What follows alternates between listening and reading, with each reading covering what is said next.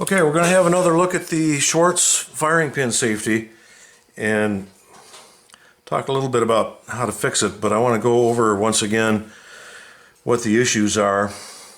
This particular 1911 here has about 30,000 rounds on it. It's holding up very well, which I find these things, this brand is accurate. Quite often it's very accurate. People want to complain about the MIM parts and stuff, and I've never actually owned one. This is a customer's gun, so it seems to me like they hold up okay. I know in some other brands the MIM parts hold up very well. I don't have personal ownership experience on one of these. Other than that, with 30,000 rounds on it, to me it's holding up very well, but there have been these, the owner complains, intermittent, occasional unexplained misfires. And a lot of times, the way we explain things that we don't know how to explain is we say, it's just one of those things. And it never is just one of those things. It's something. We just don't know what it is yet. It's not just one of those things. It's not just some random thing that I guess that happens. It's being caused by something. In this case, it was the Swartz firing pin safety. And I think I can prove that here in a minute.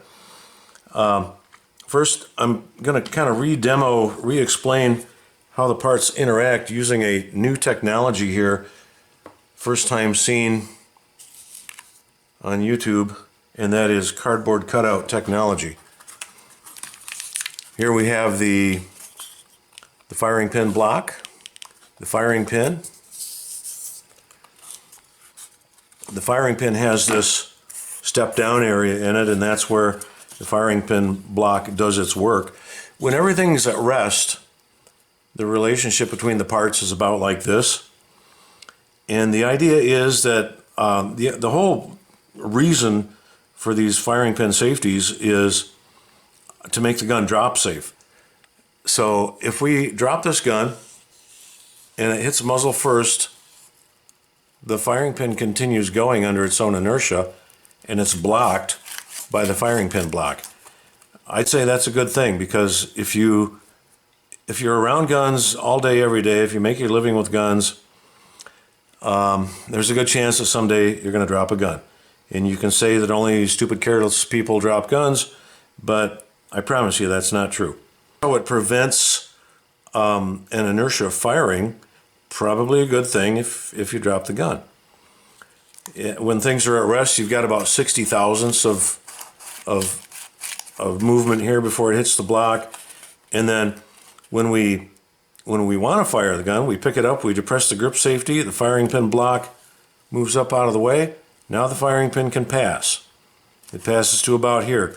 It goes about 80 thousandths past the block, which is not really relevant here, but it does. And then as things start recoiling, the firing pin will retract. This will snap down thanks to the spring. Well, the problem is when we press in on the grip safety, moving the firing pin block out of the way, it doesn't go quite far enough before the grip safety allows trigger movement, allowing the hammer to drop. So what we get then is either we still have interference and the gun misfires, or in the case of this gun, we have almost interference or partial interference, so the firing pin is having to beat its way past there every shot, or some shots, or when the grip safety maybe isn't depressed as deeply as we would like it to be.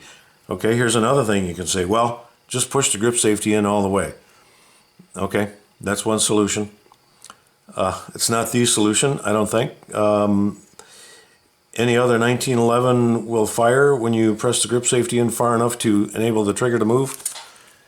So I'm going to attempt to demo that on this one. This one has the new firing pin in it, or a new replacement firing pin, I should say. The old firing pin, if we can get a close look at that, you can see where the corner I spoke of, right here, where the firing pin block wants to be up far enough to allow this to pass, it has been impacting there enough in these last 30,000 rounds that it's actually now has a chamfer on it, basically beat onto it. So I don't know, I guess maybe it's misfiring less than it used to. Not really sure. It's kind of got a self-defeating feature banged into it now that it apparently bumps the firing pin block up out of the way. The new firing pin, of course, doesn't have that chamfer. So, eyes and ears, we're going to drop just a primed case into the chamber here, and I'm going to drop the slide on it. And I know that's going to be a problem with some people. So if you notice, I've gone ahead and ground the rim off the side of the case there. So when I drop the slide on this, the extractor is not going to go over it. That's a problem. Some people make a big deal about it. I've found in my own testing that I don't think it is such a problem. If you think about a Thompson submachine gun, it has a very similar extractor, and that extractor has to move out and clip over the rim of every shot fired, but maybe a video for a different day. So what I'm going to do here is, as I did in the live fire demo, primed case only, I'm pulling the trigger here, and the hammer doesn't drop because I haven't pushed in the grip safety yet. But let me put the grip safety in just far enough to enable the hammer to drop. And that was a misfire. Let's do it 3 times. Misfire. Misfire. Now I'm going to depress the grip safety all the way, and let's see what that primer does to our paper. Yeah, that works. So, okay, I'm surprised that ejected because I had the rim ground off. Anyhow, so there you have it. This one, I don't think it would have happened if I'd left the old beat up firing pin in it, because those two parts just kind of beat themselves into submission. So what is the fix then? Well, a person could, let's say, a person could take the, I need my Sharpie, this will do. A person could turn this diameter down a little bit over a slight distance. Or a person could remove metal here, and this is what I've done in the past. Remove a little bit of metal here. Pain in the butt doing that on this part, because that part is very delicate. If you see if I can draw one here. That part looks something like this. And something like this. And then here's the clearance part. And it winds up looking something like that. The problem with this thing is it is so thin right here, and I've measured a couple of them now, and that's about 16 thousandths. And it's also very, very thin down at the bottom of this hole. Let's see here. That hole that is the pocket for the spring is also very thin down here. It's about 44 thousandths. And if we're going to go in here and remove metal here, and I have had to go, I couldn't tell you an actual dimension, but I'd say approaching 30 thousandths. Well, you're getting awfully thin. How do you hang on to a part that dainty? Now, as far as I know, these parts, as thin as they are here, I haven't heard of them breaking in here or in the bottom, but I can imagine that it could happen. So what we're going to do is I'm going to go off camera for a little while. I'm going to take the new firing pin. I'm going to try this new way of doing it, which is to turn this down. That's got to be a whole lot easier, right? Simple lathe job. Turn this down so that the firing pin block, which isn't coming up high enough, so the firing pin block will clear it and allow it to pass. That other business of doing this, I'm trying to avoid that because, for one thing, this whole thing lives under the rear sight. One thing I've noticed on this brand those dovetails are tight. And to that I say hallelujah. They're supposed to be tight. They're supposed to be a press fit. Everybody else makes them super loosey-goosey so they can just throw that sight in there, tighten down the set screw, and it'll hold itself together on the gun store shelf until somebody takes it home. They tend to come loose quite a bit. These don't. So to get that out, it's kind of a tough job, as it's supposed to be. And then you've got the spring under there. You're liable to lose the spring. Okay, if you don't lose the spring and you get your metal removal job done here, putting it all back together, now you've got the spring sticking out of here, kind of like this. And now you're going to take the sight and push it over that, and you have to be careful that you don't wipe the spring over and scrunch it. And then of course, once you get all that done, that's when you find out if you went far enough, and if you didn't, then you start all over, and then finally you have to re-zero the gun. Let's go off camera. I'm going to try turning that down instead of removing the metal here, and I'm going to say that what I'm doing is, I'm not recommending that anybody do this. What I think you really should do is send it back to the factory with a polite but indignant letter. Hey, my gun doesn't work. Unfortunately, the little bit of information I can get on people that have done that, the suggestion that it needs work has not been received the way one might want it to be. And I'm not sure that they understand or acknowledge the problem.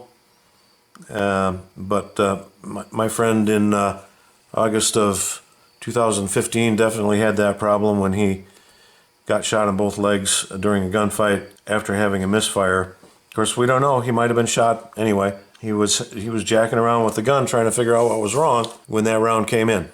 He went bang, bang, click, and while he was trying to figure out what went wrong, the other guy went bang. He made it through, but that's not what you call a good outcome. Okay, so let's go fix it and see what happens.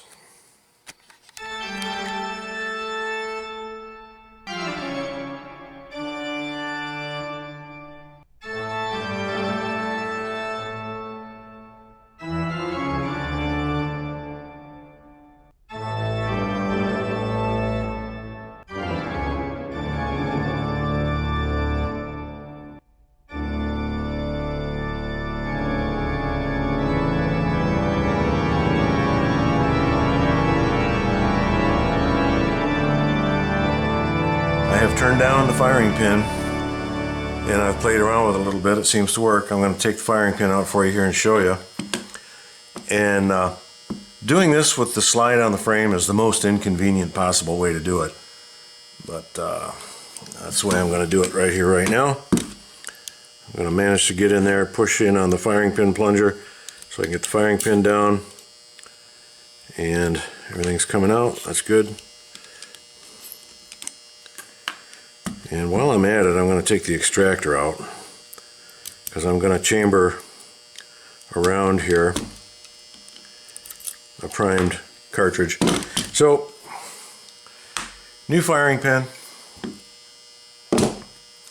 turn down area from here to here. And yeah, you might say that it gives us a little bit more or a little bit less of a step from this diameter up to this diameter for the firing pin block to do its job. And I'm going to dump out the old firing pin here. And that would be true to say, but I don't think it really matters in this case because it's, as I've already proven it to be adequate. So there's the old versus the new. Get them up here again. And the old one having the chamfer beat into it. The new one having a nice crisp edge there, but turned down from here to here. And here's what that does for us. Let's go back to cardboard cutouts. I'm just going to go ahead and cut that out right here, right now. And maybe that'll illustrate what's going on. So I've turned it down a little bit. Basically, about like that. Of course, it's on both sides.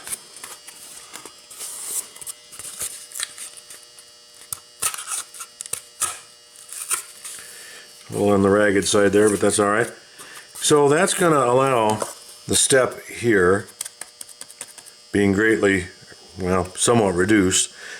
Not that degree, but for illustration purposes. Now the firing pin block, I haven't changed anything about how high up the firing pin block goes, and I have not removed metal here. It's coming up the same way it was before, but now the firing pin can pass and it would stop here, but by the time it gets there, it's already fired the cartridge at about this point. So the only issue with this step is if you were dry firing it with the grip safety not pushed all the way in. I'm going to call that a non-issue for the moment. Someone might ask, well, why would you not just, there's our firing pin plunger, our firing pin block. Here's the piece that is going to be pushing up on it. When we push in on the grip safety, this gets pushed up by the grip safety arm. So you might ask, well, why wouldn't you just add material to the end of this or the end of this? And the problem with that approach is then this is hanging down too far, and this part already presents the relationship between these two presents somewhat of a reassembly inconvenience, and you get the same thing here. If you extended this up too far, you wouldn't be able to get the slide back on. And same thing with this part. So my feeling is that it's better to remove metal here, or do as I've done, maybe. Again, I'm not suggesting anyone actually do this. I'm just experimenting around here because it doesn't seem like you can be assured of getting these done right at the factory. I think maybe what they should have done on the Colt, they have a variety of levers that go into that system, and they're numbered. And I assume, I don't really know, but I assume that at the factory, they're fitting different parts and trying different parts until it works to their satisfaction, and then they ship it. Maybe they should have had 3 or 4 different versions of this part that would offer varying amounts of engagement here. So you would assemble it and try one. Oops, doesn't work. Try the next one higher, the next one higher. Well, that's too high. Go back to something like that. Anyway, let's put this back together. Get the old parts out of play here. And I'm going to put it together without the extractor because I'm going to drop the slide basically on a primed case. Now, I've said that this is, again, doing this with the slide on the gun is pretty inconvenient, but it makes things kind of hard to reach. I need to get in there, and I need to push that plunger up. I can get it up far enough with my thumb so that it'll allow me to put the firing pin in place. And it actually locks it in for me while I'm coming back around and getting the other part in there.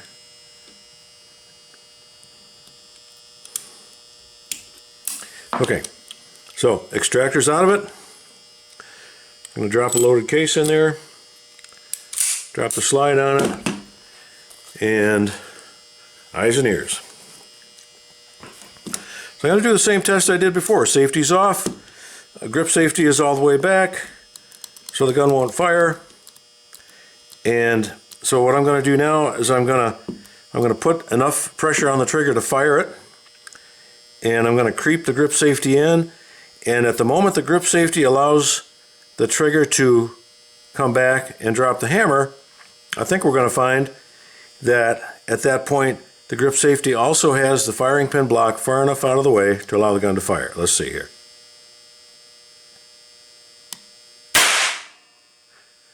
Let's try it again.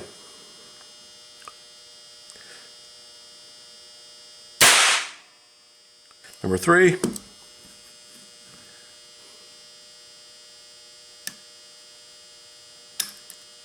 Okay. Haven't dropped the hammer yet.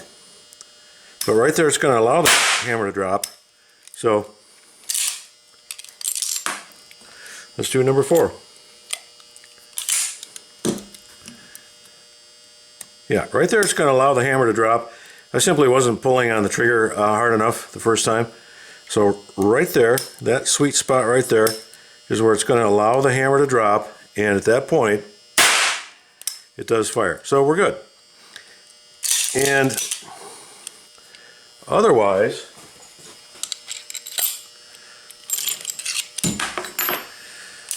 we are good in that the firing pin is definitely, I'm pushing on that pretty darn hard right there. It's definitely blocked when the grip safety is out. So as we depress the firing pin, let's see here, I need a fourth hand. Depress the grip safety to that sweet spot right there, and at that point we're going to find, as we just proved, that the firing pin moves forward without impediment. So we're good. I guess you could say that's one way to fix it, and that's all I'm saying here. I'm not suggesting anyone does this. I still think the best thing would be send it back to the factory and say, my gun doesn't work, but I'm just not sure if that works. Okay, let's see if we can get this to inertia fire. That's when we drop the pistol, it lands muzzle down, the gun comes to a sudden stop, the firing pin keeps going, fires the primer. Got a primed case, and let's drop that in there. There she goes. Slide forward, safety on. Notice the extractor is out of it. And this thing on the front is nothing but a hastily rigged doodad so I don't screw up the end of my barrel because I'm dropping it on concrete. So let's give it a try and see what happens. There's our target. See if I can hit it. It fired. Hey, interestingly, the safety jumped out, and because the safety jumped out, the grip safety jumped out. Okay, well, anyway, here's the mark where it fired the primer. Broke my little doodad. That's okay.